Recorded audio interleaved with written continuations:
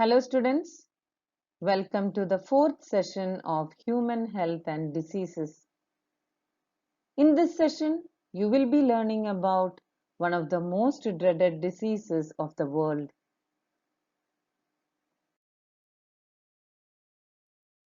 You all might have heard about cancer.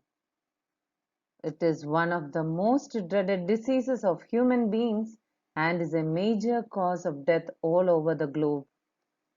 It is defined as an uncontrolled division or proliferation of cells without differentiation. Let's have a look into the characteristics of cancer cells. Cancer cells divide repeatedly with uncontrolled cell division. They do not require extracellular growth factors. They have lost the property of contact inhibition which normal cells possess.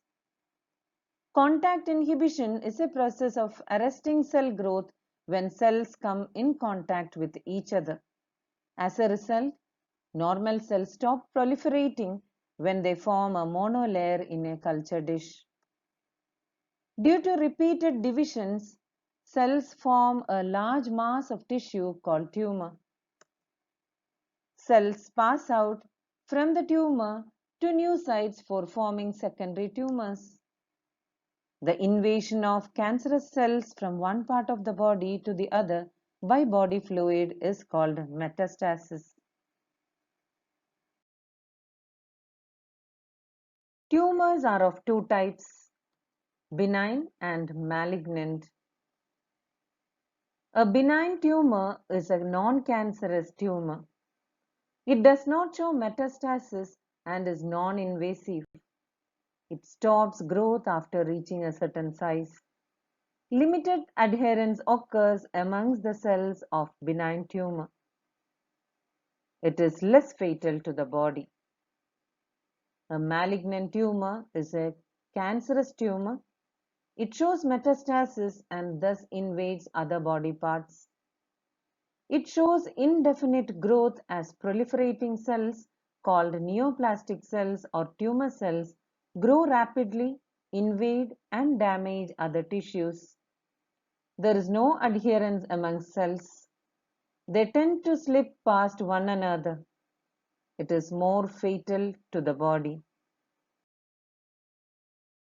Let's have a look into the causes of cancer. Transformation of normal cells into cancerous neoplastic cells may be induced by physical, chemical, or biological agents. These agents are called carcinogens. Ionizing radiations like X-rays and gamma rays and non-ionizing radiations like UV rays act as physical agents and cause damage to DNA, leading to neoplastic transformation. The chemical carcinogens present in tobacco smoke have been identified as a major cause of lung cancer. Cancer-causing viruses called oncogenic viruses have genes called viral oncogenes. Furthermore, several genes called cellular oncogenes or proto-oncogenes have been identified in normal cells which when activated under certain conditions could lead to oncogenic transformation of cells. Human papilloma viruses and Epstein-Barr virus are examples for biological carcinogens.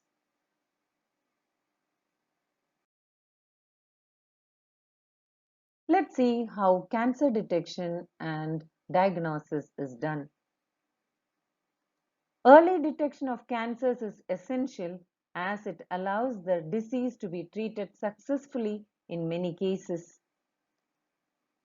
Cancer detection is based on biopsy and histopathological studies of the tissue and blood and bone marrow tests for increased cell counts in the case of leukemia. In biopsy, a piece of suspected tissue cut into thin sections is stained and examined under microscope by a pathologist. Techniques like radiography, computer tomography, magnetic resonance imaging are very useful to detect cancers of the internal organs. Computer tomography uses X-rays to generate a three-dimensional image of the internals of an object. MRI uses strong magnetic fields and non-ionizing radiations to accurately detect pathological and physiological changes in the living tissue. Antibodies against cancer-specific antigens are also used for detection of certain cancers. Techniques of molecular biology can be applied to detect genes in individuals with inherited susceptibility to certain cancers. Identification of such genes which predispose an individual to certain cancers may be very helpful in prevention of cancers.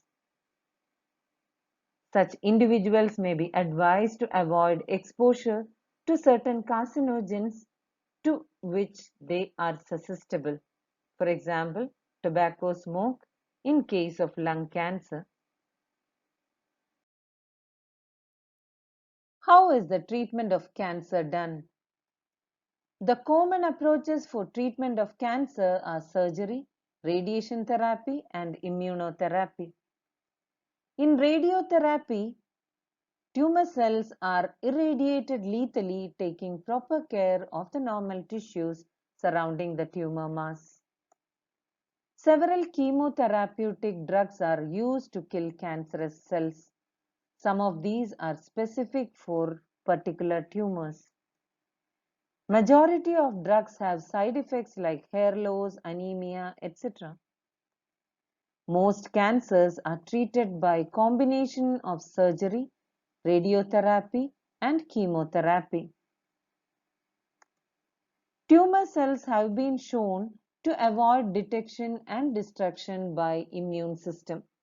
Therefore, the patients are given substances called biological response modifiers such as alpha interferon, which activate their immune system and help in destroying the tumor.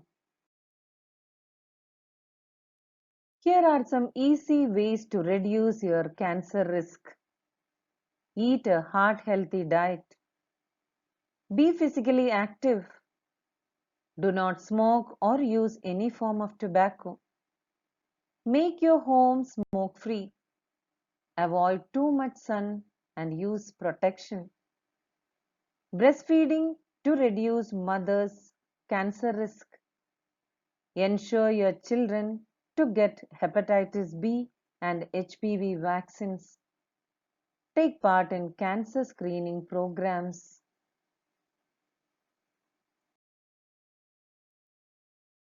Some of the researches show that certain plant foods contain powerful compounds called phytochemicals which help fight cancer and reduce the risk of its development. These specific food may hold a key to prevent the growth of cancer cells in the body. Broccoli, garlic, eggplants, turmeric, soursop, wheatgrass, tomatoes, grapefruits, kale, etc. are some among them.